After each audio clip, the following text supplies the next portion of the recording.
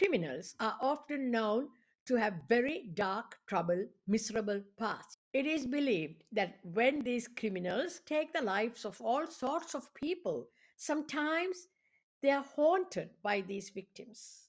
There's a saying, guys, that the dead won't rest easy. And for some of these evil men and women who take the lives of others, that's a harsh reality. Hi guys, welcome back to my channel. I'm your host Dr. Sanay, and here I am bringing to you a story about two cases where the victims haunted their killers day and night. Let's look at the first story. Guys, Ah Fong was a teenage girl who had been recruited by a vicious gang in Hong Kong. Her job was to attract and deceive victims into the trap of the gang so they could rob these unsuspecting victims and also end the lives of these helpless people. In 1999, one of their victims was Fan Man-yee, and once captured by the gang with the help of their female teenage agent, Ah Fong, the gang locked Fan Man Yi up and abused her severely, asking her for lots of money. A month later, due to excessive abuse, Fan Man Yi passed away.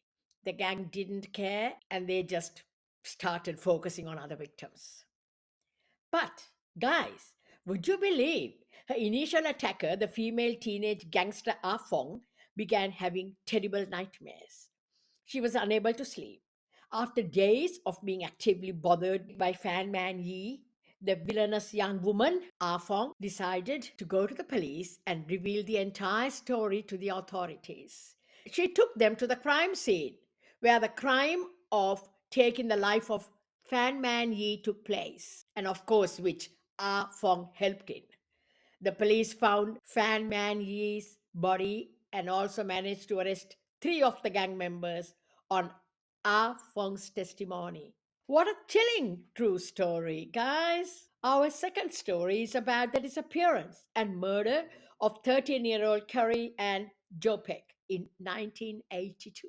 On 16th March 1982, Kerry Ann was suspended from her Milwaukee school for a misdemeanor. She was sent home at 1:30 p.m. She had gone to a party thereafter without her mum's or stepdad's permission. Criminal Jose Ferreira spotted Kerry Ann at this party, which was full of kids who had skipped school. He had offered Kerry Ann a joint. He took her to the basement and did horrendously cruel things to her and ended her life. Kerry Ann, guys, had disappeared without a trace, buried in a shallow grave near the party house. 17 months later, Kerry Ann's disappearance was still a huge mystery. Around 18 months after the disappearance of Kerry Ann, the house owners where the party was held that day she disappeared decided to get some renovations done. And when the builders dug beneath a section of their compound, they came across a human skeleton. Soon after, the dental records confirmed it was Kerry Ann's body. Jose was questioned as he had been there, but there was no evidence to charge him or any other criminal for Kerry Ann's murder. Meanwhile, Jose Ferreira was drinking from morn to night and was suffering heavy depression. He was not sleeping at all. He had said to his wife he could see Kerry and Joe Peck everywhere he went, and that he felt her presence around him all the time. He was tormented so much that he wouldn't close his eyes as he could see her and hear her screaming, and this was driving him insane. After 2 decades, Jose Ferreira went to the police and confessed. Kerry and Topek's parents finally got to see the killer punished. Guys, do you think the victims' spirits were calling out to get justice? First, it was Ah Fong being traumatized by Fan Man-yee. Then, in the second case, it was 13-year-old Kerry Ann Jopek's spirit screaming in the ear of evil Jose Ferreira. What do you think, guys? Leave your comments in the comments box and thank you for tuning in.